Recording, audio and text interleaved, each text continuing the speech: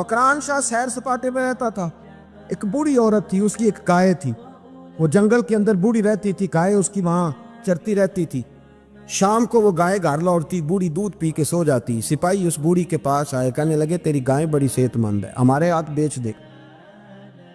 بوڑھی نے کہا میرے بڑھاپے کا سہارا ہے, اس کا دودھ پی کے میں زندہ ہوں, بیچوں گی نہیں. وہی والا کام جو ہمارے ملک میں ہوتا ہے کہ قیمت کے ساتھ زمین دینی ہے کہ مفت دینی ہے. جب بڑے آدمی کو پسند آ جاتی ہے تو کہتے ہیں مول دینی ہے کہ مفت دینی ہے. دینی پڑتی ہے, غریب ہے, کیا کریں, مجبور ہے, مظلوم ہے. کہا بوڑھی عورت سے سپاہیوں نے بیچ دے, کہا نہیں. کہنے لگے نہیں بیچے گی تو ہم لے لیں گے. اس عورت کی گائے زبردستی سپاہی ذبح کر کے کھا گئے. بوڑھی نے بادشاہ تک پہنچنا چاہا لیکن اس کو پہنچنے نہ دیا گیا, منع کر دیا گیا. اس کی رسائی نہ ہو سکی, غریب عورت تھی. جس دن مکران شاہ واپس آ رہے تھے نا, سیر کر کے پل سے گزر رہے تھے, تو کسی نے بوڑھی سے کہا کہ بادشاہ گزرے گا. وہ چھپ کے پل پہ بیٹھ گئی اور مکران شاہ جب پل سے گزرنے لگے تو بوڑھی آگے آئی اور اس کے گھوڑے کی لگام پکڑی. ایسا جملہ کہا کہ مکران شاہ چکرا کے زمین پہ گرا. اور بوڑھی کہنے لگی مکران شاہ تیرے سپاہی میری گائے ذبح کر کے کھا گئے ہیں, تو بتا اس کا حساب اس پل پہ کھڑے ہو کے دینا کہ پل صراط پہ دینا ہے. بتا یہاں کھڑے ہو کے دے گا کہ وہاں کھڑے ہو کے دے گا, بول. بتاؤ یہاں دینا ہے کہ وہاں دینا ہے. دینا تو پڑے گا, یہاں دو گے تو ہو سکتا ہے قیامت میں بچ جاؤ, اور اگر یہاں نہیں دو گے تو وہاں لٹکا دیے جاؤ گے, رسوا کیے جاؤ گے, پوچھا جائے گا. مکران شاہ چکرا کے گرا زمین پہ اور گر کے کہنے لگا بی بی میں وہاں حساب نہیں دے سکتا, دو دینا یہی لے لے, جو لینا یہی لے لے. آ جاؤ آ جاؤ, وقت ہے, گنجائش ہے, مہلت کے دنوں میں توبہ کر لو, پلٹ آؤ, اللہ کے حضور حاضر ہو جاؤ. حضرت ابی بن کعب رضی اللہ تعالیٰ عنہ نے امیر المومنین سیدنا فاروق اعظم پہ مقدمہ کر دیا. عدالت تھی, جج تھی حضرت زید بن ثابت. حضرت عمر پہنچے, حضرت زید بن ثابت اٹھ کے کھڑے ہوئے, جگہ خالی کا, امیر المومنین بیٹھ جائیے. آپ فرمانے لگے زید یہ تم نے ناانصافی کی, ہم دونوں آئے تھے مقدمہ لے کے, یا تو دونوں کے لیے جگہ بناتے, تم نے ٹھیک نہیں کیا. پھر بعض ذرا آگے بڑھی, حضرت ابی بن کعب نے مطالبہ کیا کہ حضرت عمر فلاں بات پہ قسم اٹھائیں, تو حضرت زید بن ثابت جاج تھے, کہنے لگے آپ امیر المومنین سے یہ مطالبہ کر رہے ہیں, آپ اس مقدمے کا فیصلہ کر لیں, اس کے بعد میں آپ کو فارغ کر دوں گا.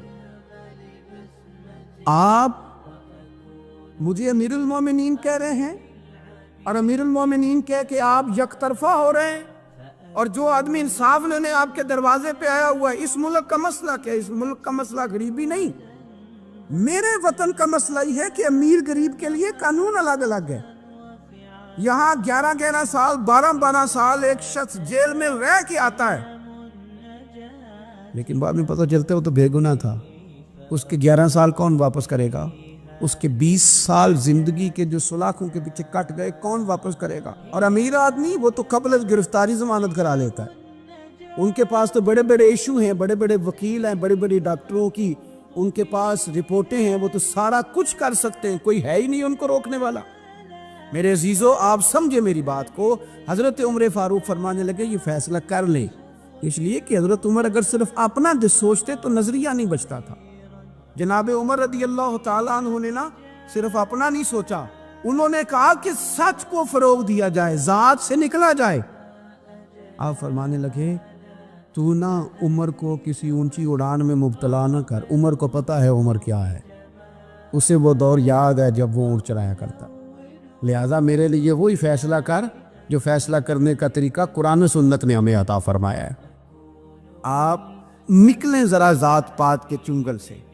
یہ جو بت پال لیے نا, اقبال کہتے ہیں گرچہ بت ہے جماعت کی آستینوں میں, جماعتوں کے بت تو نہ بناؤ, تنظیموں کو بت تو نہ بناؤ, آپ برادری کو بت تو نہ بناؤ, آپ رنگ نسل کو بت تو نہ بناؤ. اگرچہ بت ہیں جماعت کی آستینوں میں, پر مجھے ہے حکم اعظم لا الہ الا, یہ ٹوٹ جائیں گے لا الہ الا اللہ کی ضرب سے.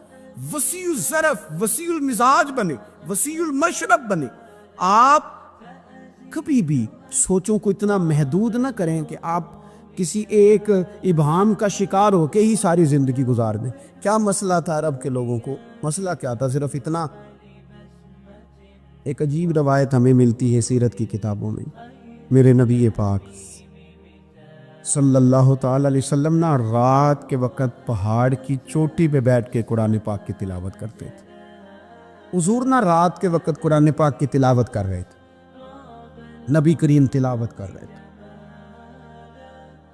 اور جب یاسین والے نبی خود یاسین پڑھے، والضحیٰ والے محبوب جب خود والضحیٰ کی تلاوت کریں، مدثر والے محبوب جب خود مدثر پڑھے، تو انداز ہی نرالو۔ حضور قرآن پاک کی تلاوت کر رہے تھے تو اس تلاوت کی نا آواز گونجی، کہاں تک پہنچی؟ ابو جہل بھی کسی جھاڑی میں چھپ کے حضور کا قرآن سننے لگا۔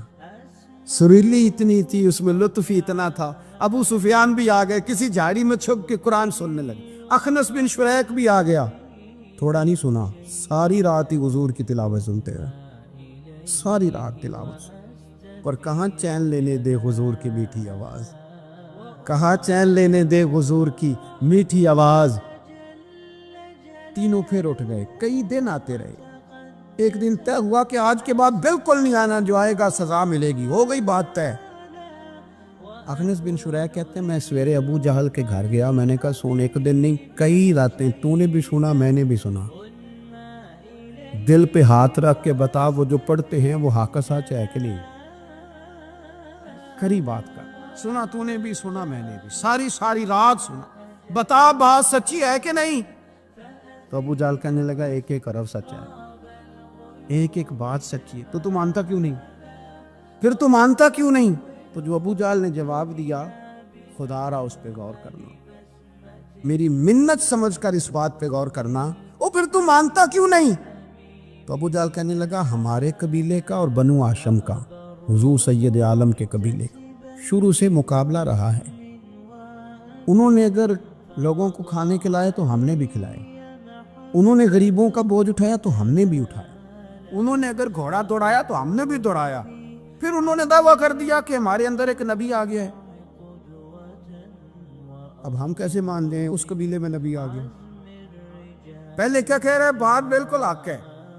اب کیا کہہ رہا ہے؟ اس کے کہنے کا مطلب یہ ہے کہ اگر میرے قبیلے میں نبی آتا تو میں مان جاتا۔ او خدا کے بندو، یہ برادری کا بت، قبیلے کو جو بت بنا لیا معاذ اللہ، وہ تعصب بن کے آڑ بن گیا، گروہ پرست ہو گئے۔ وہ کہنے لگا اس کا مطلب یہ تھا کہ میرے قبیلے میں ہوتے تو میں مان جاتا، قبیلہ دوسرا ہے۔ خدا را، ان بتوں کو توڑنے کی ضرورت ہے۔ کاش ابو جہل یہ سمجھتا کہ یہ تو رب کی تقسیم ہے نا، واللہ یختص برحمتہ من یشاء، وہ کہتا ہے میں جس کو چاہتا ہوں اپنے فضل سے اپنا خاص بنا لیا کرتا۔ لیکن یہ گروہی تعصبات، قرآن مجید آپ دیکھیں نا تو یہودیوں کے بارے میں اللہ فرماتے ہیں، کیونکہ تورات میں بھی حضور کی شانیں، زبور میں بھی حضور کی شانیں، انجیل میں بھی حضور کی شانیں، ہر جگہ اللہ نے اپنے حبیب کے تذکرے کیے۔ رب کریم فرماتا ہے محبوب یہ جو یہودی ہیں نا، یعرفونہ کما یعرفون ابناءہم، قرآن مجید کے الفاظ پہ غور کیجئے، کہا محبوب یہ آپ کو اس طرح جانتے ہیں، اس طرح پہچانتے ہیں جس طرح کوئی اپنے بیٹے کو پہچانتا ہے۔ جڑواں بچے ہوں نا، جڑواں شکلیں بھی ایک جیسی ہوں تو اور کوئی پہچانے نہ پہچانے، باپ اور ماں پہچانتے ہیں کہ یہ فلانا ہے، اور یہ ان کو پتہ چلتا ہے۔ کہا محبوب جس طرح یہ اپنے بچوں کو پہچانتے ہیں نا، اس طرح آپ کو جانتے ہیں۔ لیکن وہ کہتے پتہ کیا تھے؟ وہ کہتے تھے کہ ہم وہ والی وحی مانیں گے جو ہم پہ آئی ہے، جو بنی اسرائیل کے نبی آئے ان کو مانیں گے۔